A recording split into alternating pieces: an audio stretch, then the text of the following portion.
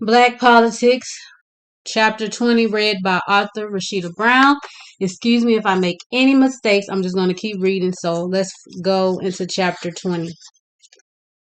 Everybody listen up, Adara yelled, walking through the crowd of people. This week I need everyone at their best. We cannot afford to mess up anything. Miss Jones and Sean are counting on us. A whole lot is riding on this, and we're not just looking for justice for them, but every other person who did not get justice. We are demanding justice for them all. We are making a statement that we will no longer tolerate how this country that was built on our ancestors' back treats us. We have every right to be here, and nobody, and I do mean nobody, will tell us differently, Adara stated, walking through the crowd. So I need to know, are y'all with me? Because if not, this is your chance to walk out now, Adara said, tensely staring into the crowd. So if you with us, let me hear you say hell yeah, Adara shouted, stepping to the front of the crowd. Hell yeah, everyone in the crowd yelled, some with their fists held up. Well, let's get to work, Adara cried. It looked like an ant colony the way the team was packed in there to complete the mission.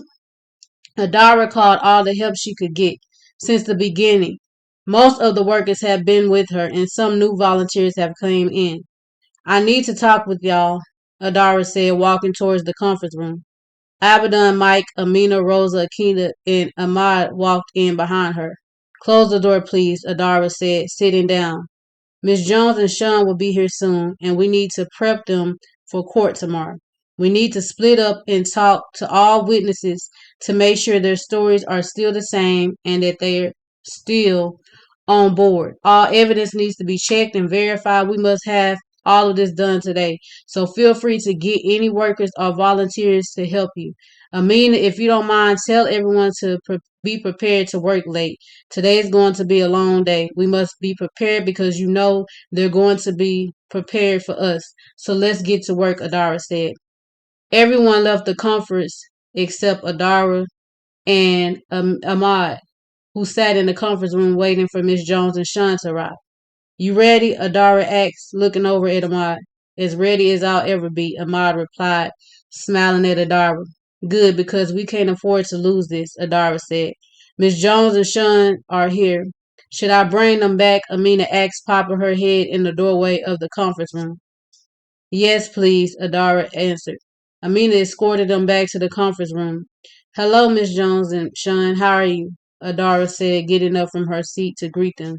She hugged them both, closing the door behind them. Please have a seat, Adara said, sitting down. I see you all are busy. I have never seen so many people crowded in one place, especially not for this cause. That's amazing. I do appreciate all the efforts and work all of you have put into this, Miss Jones said, sitting down. We appreciate you trusting us with it. I know you might be nervous and all since the first day of trial starts tomorrow, Adara said, handing Sean a piece of candy. Thank you, Sean said. No problem, Adara said, smiling at Sean. I think I've been more nervous than Sean. He's been doing pretty good considering the matter. I just can't stop thinking about everything that has transpired since that night. The threats, losing my job, home, and what my child is going through. To me, after the video was leaked, that should have been a no-brainer. I don't see how they cannot be found guilty. I'm aware of how these things usually go. So I talked to Sean about it. I don't want to get his or my hopes up. So we're praying for the best but expecting the worst. I just don't want to be caught off guard by anything, Miss Jones said. We understand that, and you have every right to feel the way you do. But know that we are doing and going to continue to do everything within our power to get justice for Sean, Adara assured, grabbing Miss Jones' hand. Now Ahmad is going to help you prepare for court. We need to be prepared for anything they throw at us, Adara said. Greetings to you both, Ahmad said, nodding his head at them both. Now I'm sure you're already aware of the type of people we're dealing with, Ahmad said, looking at them both. They both nodded their heads. Sure do, Miss Jones replied. Good. I don't need you to be caught off guard by anything they might say or do. These people are willing to do anything to maintain their reputation and false images of themselves. I do mean anything, as you have been witnessing. I know it might sound harsh, but if they don't care about putting bullets in your son, they surely won't care about ripping him or you apart on that stand, Ahmad said. What do you mean? Sean asked. They're not going to be nice people. They're going to use anybody they can to make you out to be a bad person. But I'm not. I didn't do anything wrong, Sean interrupted. We know you didn't, but these people don't care. All they care about is winning this case and staying out of jail. So I need you to do me a favor. Remain calm no matter what they say to you or about you. Can you do that for me? Ahmad said. Sean looked at his mom, trying to understand why he had to remain calm when he had every right to be upset about what's happening to him. Miss Jones nodded her head at him. It's okay, baby. Mr. Ahmad is just telling you what's best. He's on your side, Miss Jones assured her son, rubbing his back. Sean looked up at Ahmad. Yes, sir, I can do that, Sean said.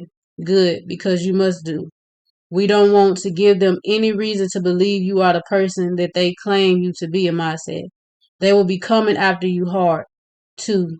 Bringing up things from your past that have absolutely nothing to do with this case.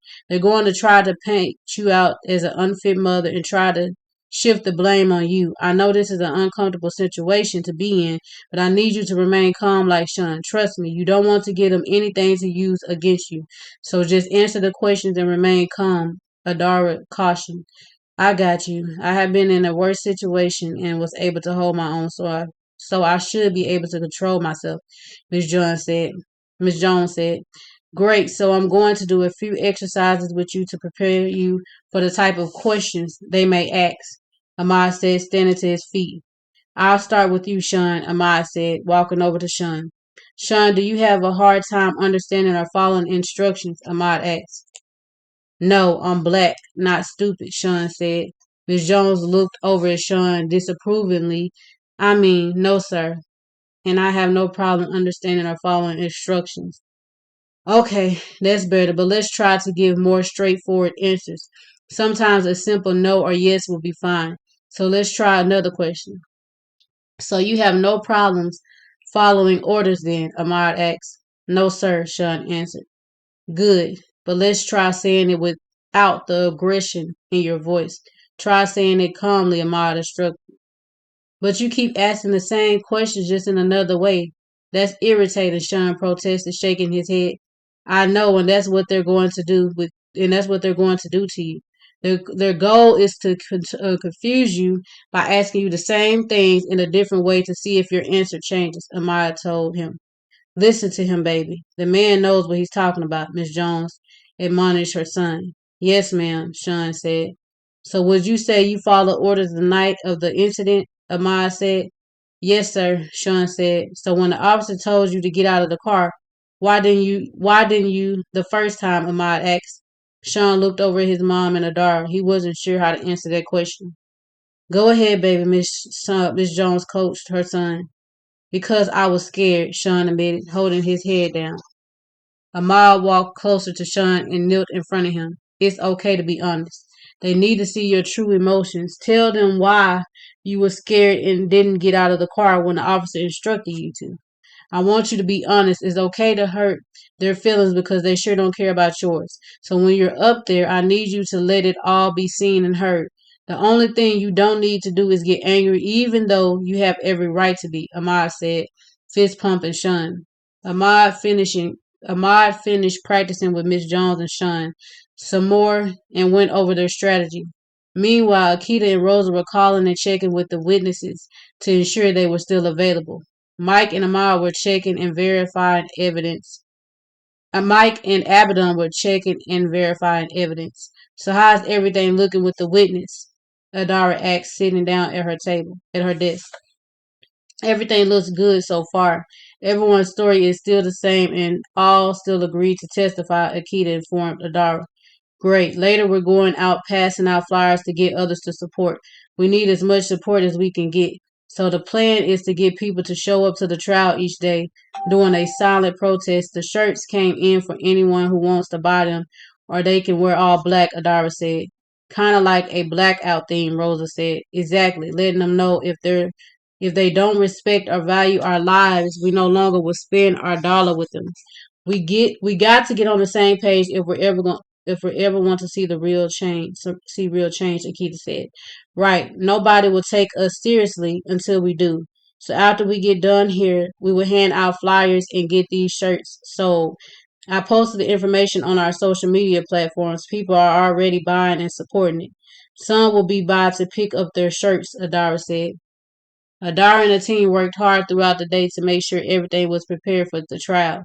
They had spent the day verifying evidence, preparing witnesses, and taking care of last minute things. They had 50 people come in and get shirts, and now they were ready to hit the streets.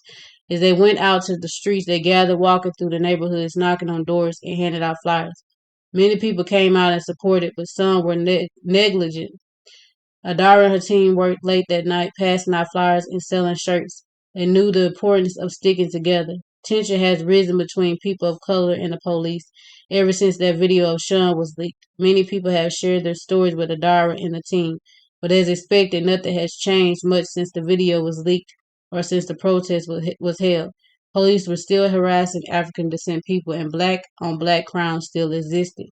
Excuse me, an elderly colored woman called from her porch.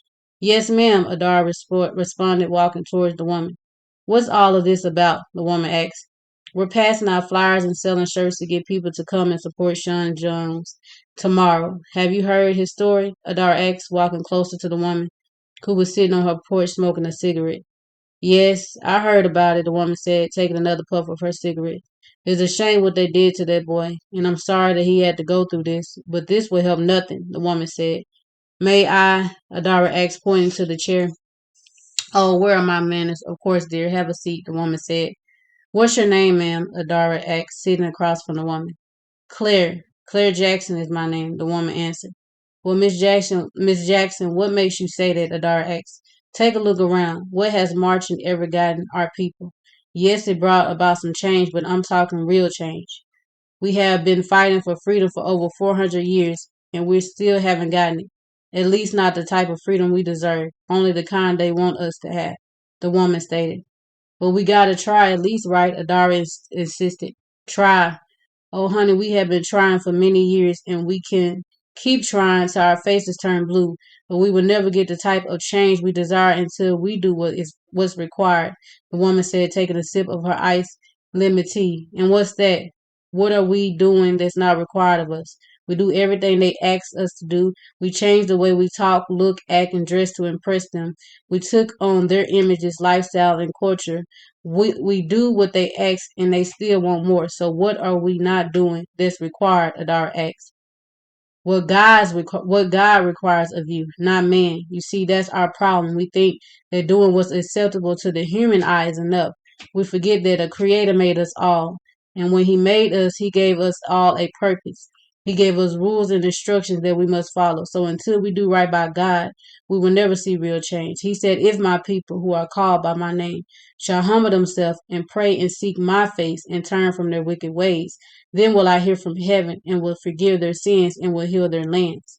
Their land, Miss Jackson said with a smile on her face. Adara sat still for a moment, with no words uttered, taking in all that Miss Jackson had said. I never looked at it that way, Adara mused. I know, baby, but you're on the right track. The work you're doing is amazing. Continue to let him use you. Keep seeking and you will find the truth, Miss Jackson encouraged her. Yes, ma'am, Adara said, standing to her feet. It was nice talking to you, Miss Jackson. But unfortunately, I have to go meet up with my team, Adara said, hugging Miss Jackson. All right, darling, take care, and remember what I told you, Miss Jackson said, winking at Adara. Adara smiled and walked off. Oh, honey, you forgot your flyer, Miss Jackson called out, holding the flyer up. I left that for you in case you change your mind, Adara said, winking back at Miss Jackson. Adara caught up with her team, and they called it a night. Okay, guys, we got a big day tomorrow, so let's all head home and get some rest, Adara said. Everybody nodded their heads in agreement and then all headed back to the office to grab their stuff. What was that about? Amina asked. What? Adara said, grabbing her things. The lady you were talking to, Amina said. Oh, she was just giving me advice and telling me things will always be the same until we do what's required, Adara said, turning the lights off. Oh, one of those, huh? Amina quite. Not actually. What she was saying made a lot of sense, Adara said. Oh, cool, Amina said. She just had me thinking, that's all, Adara said, locking the doors. I hear you. I'll see you bright and early, Amina said, getting in her car. Good night, Adara said. As soon as she was about to get in her car, she received a text from an unknown number. Save yourself the trouble. Drop the charges. The message included a photo taken of the front of her house. Adara looked around and quickly jumped into her car and drove off. She'd been handling the threats this far, but this one seemed more serious. Who would take a picture of her house, and what would they do if she didn't drop the charges? All of this was on Adara's mind as she drove home. With the stress of the trial starting tomorrow, this was not something she needed to be dealing with. The end of chapter 20.